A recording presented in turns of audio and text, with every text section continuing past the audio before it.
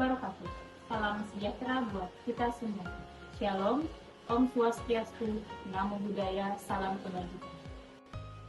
Perkenalkan, saya Deluna Helmi MPD, dosen tetap program studi Pendidikan Geografi Universitas Patimura. Pada kesempatan kali ini, saya ingin menyampaikan terkait mata kuliah yang saya ampu sesuai dengan bidang keahlian saya, yaitu profesi kependidikan. Mata kuliah ini ditujukan untuk mahasiswa semester 4 dengan kode mata kuliah FKG 43171 berbobot 3 SKS. Diselenggarakan dengan 16 kali pertemuan tatap muka dengan rincian 14 kali pertemuan materi dan 2 kali UTS dan UAS. Mata kuliah ini membahas tentang profesi keguruan, kompetensi, kode etik, serta hak dan kewajiban guru. Perkembangan kompetensi dan profesionalisme guru, reformasi pendidikan, sistem pembelajaran, dan teknologi dalam pendidikan. Tidak hanya itu, juga membahas tentang peran dan tantangan profesionalisme guru di era Society 5.0, bimbingan konseling dan kesehatan mental peserta didik. Adapun capaian lulusan prodi pada mata kuliah ini meliputi CPL Sikap, CPL Pengetahuan, CPL Keterampilan Umum, dan CPL Keterampilan Khusus yang telah tertuang dalam RPS serta divalidasi oleh koordinator program studi. Capaian pembelajaran mata kuliah yang diharapkan antara lain CPNK 1, CPNK 2, CPNK 3, dan CPNK 4. 3 komponen utama dalam proses pembelajaran pada mata kuliah ini adalah Delivery, Interaction, and Assessment atau disingkat DIA. Untuk delivery, saya memberikan materi serta RPS yang dapat diunduh oleh mahasiswa di e-learning Universitas Patimura, serta presentasi yang langsung dilakukan secara tatap muka untuk mendukung pemahaman mahasiswa. Materi yang saya sampaikan didukung oleh berbagai media pembelajaran. Connection dalam perkuliahan ini melibatkan komunikasi 2 arah, diskusi, tanya jawab, kolaborasi, dan refleksi bersama. Asesmen yang dilakukan pada mata kuliah ini mencakup asesmen formatif dan sumatif. Asesmen formatif untuk penilaian proses yang dilakukan melalui kuis proyek individu dan kelompok, serta penilaian sikap dan keterampilan. Selanjutnya, penilaian sumatif untuk penilaian UTS dan UAS. Bobot penilaian mata kuliah ini adalah partisipasi dan proyek 55%, UTS 20%, dan UAS 25%. Model pembelajaran yang saya gunakan dalam perkuliahan ini problem based learning dan project based learning dengan metode presentasi interaktif, demonstrasi, dan kolaborasi kelompok. Untuk menunjang materi pembelajaran, saya menggunakan beberapa referensi, yaitu buku saya sendiri dan juga referensi lainnya, serta jurnal-jurnal penelitian verifikasi yang memiliki nilai kebaharuan, dan juga jurnal penelitian yang kami lakukan sebagai implementasi hasil penelitian untuk proses pembelajaran, sehingga nantinya mahasiswa dapat mengikuti perkembangan teknologi saat ini. Berikut adalah proses pembelajaran pada mata kuliah profesi kependidikan pada pertemuan 11 dengan materi teknologi dalam pendidikan.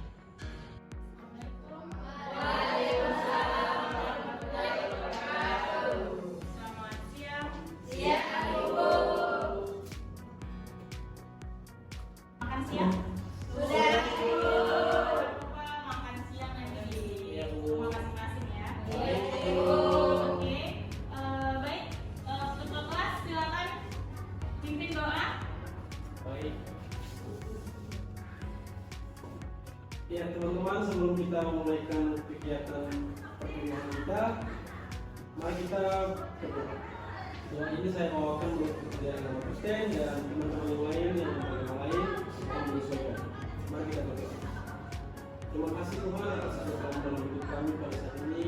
Kami dapat berkumpul bersama untuk memulaikan perkuliahan kami, dan biarlah dan kami ingin kawan bersama dengan kami mulai dari awal pertengahan mereka mengakhiri yang kawan kami kepintaran, kesungguh-sungguhan dan sukacita yang luar biasa dari Tuhan. Terima kasih Tuhan, kami bersyukur selalu. Amin. Baik, saya absen ya. Olivia, Alvinki, Hadir Bu. Nurul, Mustia Ali, Kevin, Ira. Kita kemarin sampai di mana materinya?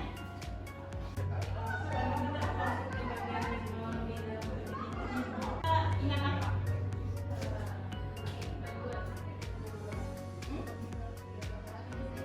Ada perkembangan, Modernisasi. ada modernisasi. Kalau dalam pendidikan apa yang kita rasakan? Teknologi. Fasilitas yang Fasilitas. Kalau yang sekarang bukti teknologi itu ada apa? Infocus. Laptop. Laptop. Pada saat kalian SMA atau SMP masih udah ada ini nggak? Jadi kalian sudah apa? Nah, sudah pakai teknologi. Kalau di zaman saya itu pas kuliah kami pas SMA SMP masih belum menggunakan teknologi. Yang enaknya di generasi Z ini kita sudah mengenal teknologi, apalagi dalam pendidikan. Buktinya sekarang kita sudah menggunakan teknologi, misalkan ya adanya proyektor, kita bisa menampilkan PowerPoint. Nah, ini capaian pembelajaran kita hari ini. Ada peran teknologi dalam pembelajaran, dampak teknologi dalam pembelajaran, peran teknologi dalam pengembangan bahan ajar, peran teknologi dalam pengembangan media, dan juga pengembangan alat evaluasi teknologi. Kalau kita dalam proses pembelajaran ya, ini teknologi kita gunakan. Ini capaian ini. Ini perbandingan proses belajar mengajar tradisional dan dengan adanya teknologi. Sekarang kita kalau kuliah udah enak ya. Bahan kalau tradisional, bahan dan alat pembelajarannya masih fisik seperti kertas, pena dan papan tulis. Aksesnya terbatas untuk materi dan informasi pendidikan. Bisa-bisa buku sebagai sumber belajar, bahan ajar, dan juga kita yang menulis di media di depan. Akses proses belajarnya berlangsung di ruang kelas secara tatap muka atau offline. Kita bandingkan dengan proses belajar mengajar dengan teknologi. Nah, aksesnya itu lebih luas ke bahan dan informasi pendidikan. Lebih banyak saluran dan alat yang tersedia untuk komunikasi. Nah, untuk kita berkolaborasi, kita bisa pakai apa? Google Meeting, apalagi Google Meet. Nah, bisa kalau lebih kecil bisa WA group, kan video call kita juga bisa. Jadi proses belajar mengajarnya itu luas. Nah, memungkinkan jenis pembelajaran yang lebih personal bagi siswa. Jadi kalau kita ada masalah antara dengan materi pembelajaran, kita bisa menghubungi guru. Jadi lebih personal sifatnya. Bisa kita privat dengan guru. Kita jangkau aja dengan WA. Ini adalah peran teknologi dalam pembelajaran. Apa contohnya? Membangun jaringan komunikasi kolaboratif antara guru, dosen, siswa, dan sumber belajar. Nah, aplikasi online yang sudah kita pakai sekarang apa tadi ada Canva, Zoom, Messenger, Facebook, Google Meet, dan jaringan yang lain. Ada menyediakan berbagai lingkungan penyelesaian masalah yang rumit. Kan kalau biasanya ya kita terpaku dengan guru saja. Habis itu ada realistik dan aman.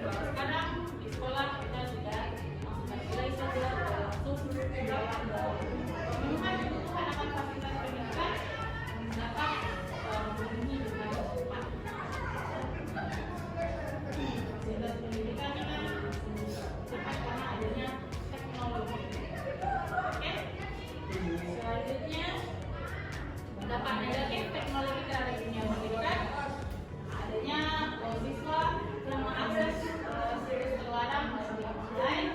Ini juga sangat berdampak. Kalau ada dampak positif, pasti teknologi berdampak negatif. Ini ke siswa mengakses situs terlarang dan yang online sangat bisa dampaknya itu buruk ke siswa. Ada bagi peserta didik mereka dapat terkena informasi overload. Berarti informasinya sudah terlalu penuh. Kalau udah panas, nah jadi kita udah menerima informasi itu terlalu berlebihan. Banyak dari siswa atau mahasiswa yang menjadi bercandu dunia maya atau internet. Fokus ada tindakan kriminal atau cyber.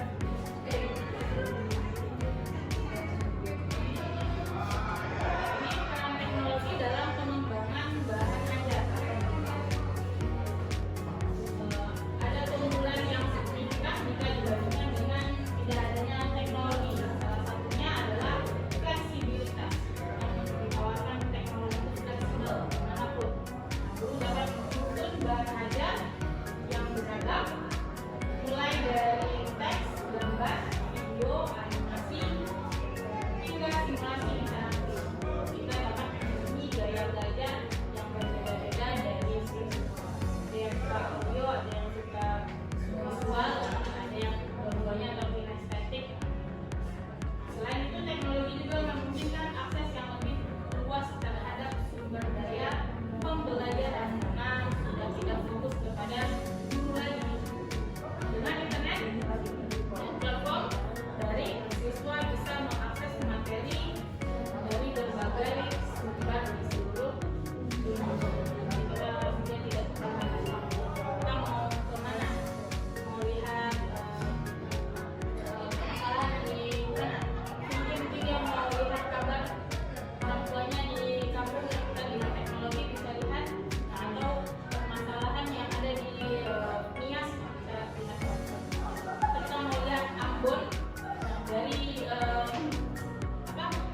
Google Map, tinggal buka Google Map aja, peta Ambon bagaimana, mana kondisinya 2 tahun terakhir. Nah, itu kan juga kalau kita dalam geografi itu bisa menjadi bahan ajar peta atau melihat kondisi lingkungan. Geografi ya kita apa budayanya ya yang dalam dari sumber daya. Oke, evaluasi dapat menjadi lebih interaktif. Contohnya adalah kuis interaktif dengan kuis tadi, simulasi atau latihan berbasis permainan. Kalau kalian evaluasinya pernah pakai apa? Kalau di sini sekolah kan? Evaluasinya dengan aplikasi apa? Kuis apa? Kuis di SMA sudah ibu. Itu kan enaknya kalau dia pakai video gambar menarik. Langsung nilainya keluar.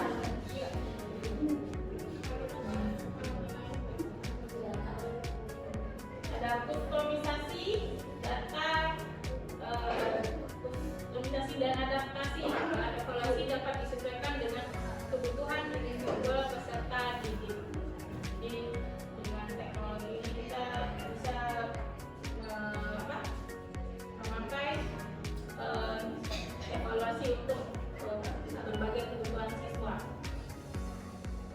Lebih adaptif menggunakan teknologi untuk menyajikan pertanyaan atau tugas yang sesuai dengan tingkat pemahaman mereka. Ada analisis data yang mendalam. Nah, untuk teknologi memungkinkan pengumpulan data yang lebih rinci dan analisis yang mendalam tentang kinerja belajar.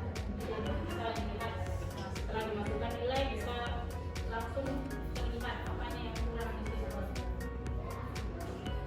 Ada pengukuran kinerja secara real time. Sistem evaluasi berbasis teknologi memberikan umpan balik instan kepada peserta didik. Memungkinkan mereka untuk memperbaiki pemahaman mereka secara langsung dan meningkatkan efektivitas belajar. Baik, evaluasi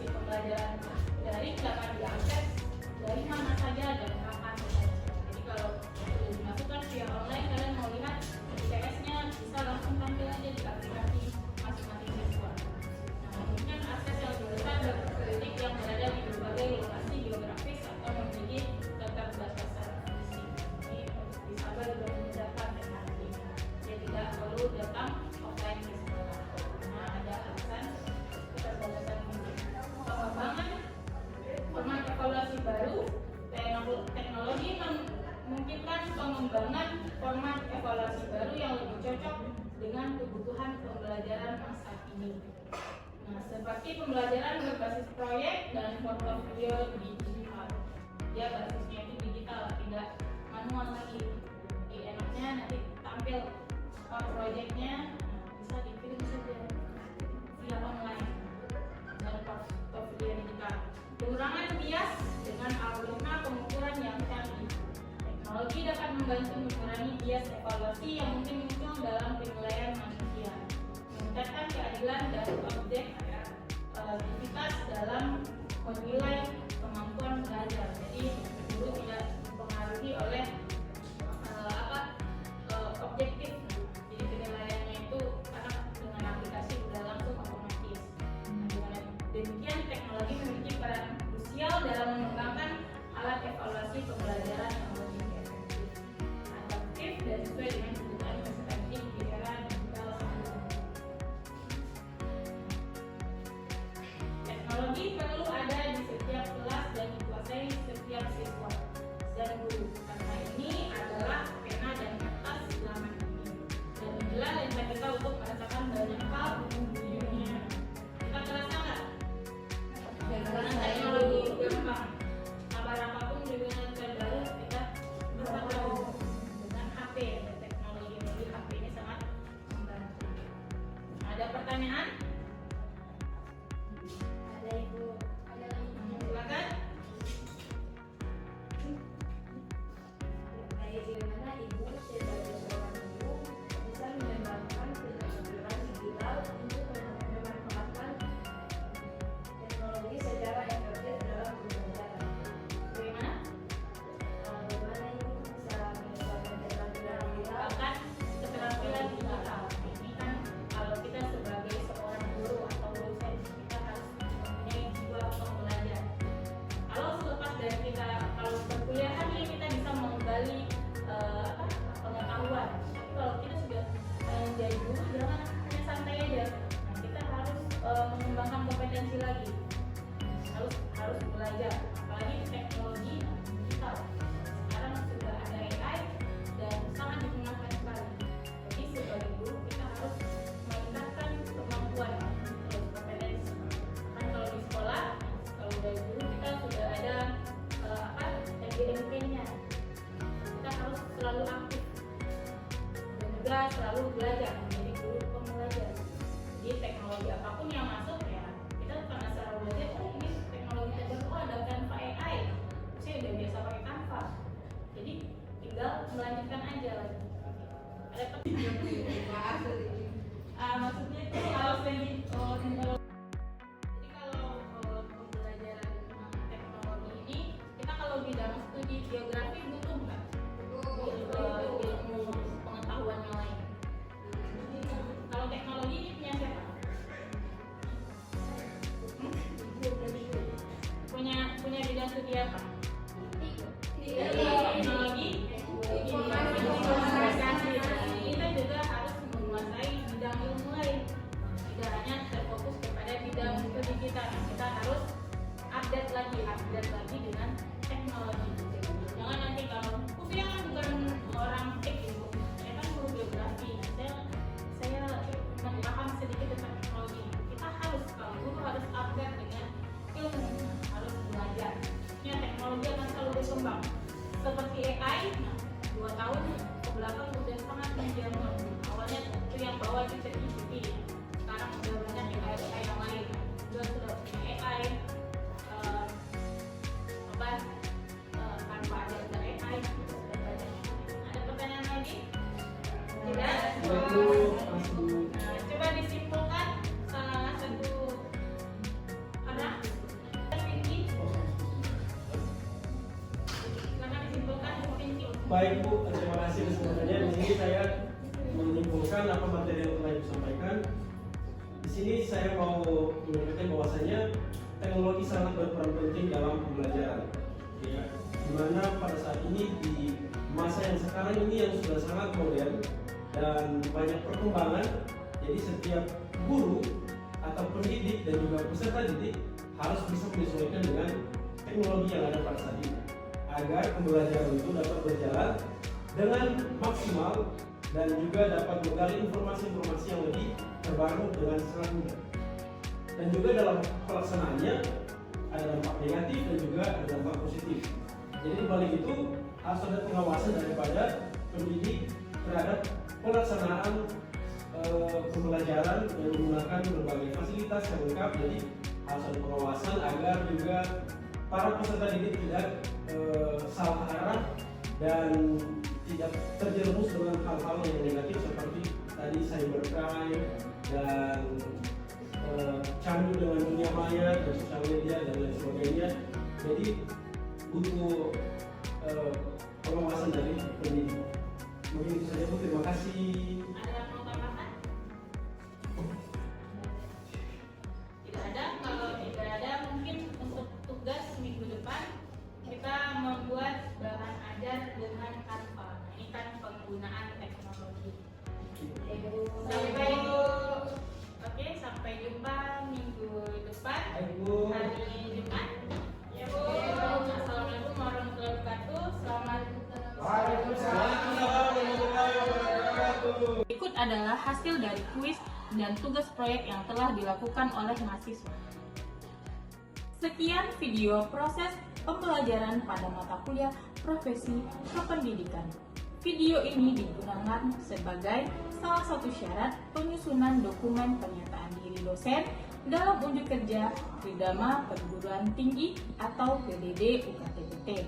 Semoga video ini menjadi pertimbangan yang baik dalam proses penilaian sertifikasi dosen gelombang 1 tahun 2025.